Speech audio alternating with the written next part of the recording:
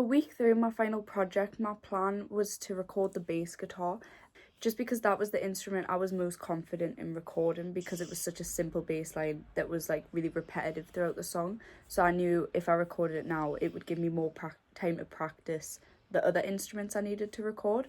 I was really happy with how the recording went because I have some previous experience with recording bass, which meant I knew what equipment that I needed and I already knew a couple techniques.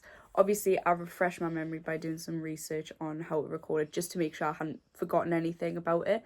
And after doing some research and speaking to one of my teachers, he suggested that I tried to do a couple different kinds of recordings. So one with a direct input and one with a microphone setup, just so I wouldn't have to use both of them, but I could figure out which sound I liked more, and I ended up going with the DI. Obviously, I did come across a problem because I was recording in college, so I could have access to all the equipment, but I wasn't able to plug my laptop straight into the mixing desk, which meant I had to record the bass on the MacBook and then find out how to transfer it over.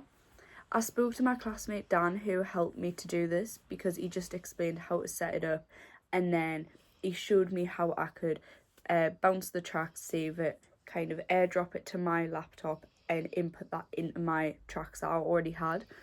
And as for my research this week, I'm really happy with what I've done because it's just kind of given me a head start into what I'm going to be doing in the next few weeks when I start mixing.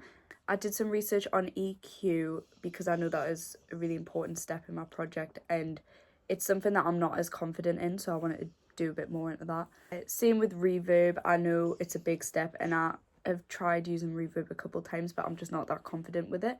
And I also did some research into editing, just so that when it comes to editing I'll have a bit more knowledge. And as for practicing the other instruments I'm going to record, the guitar is starting to sound pretty good, but I am struggling a bit with the rhythm and just trying to keep in time because I'm not the best at it.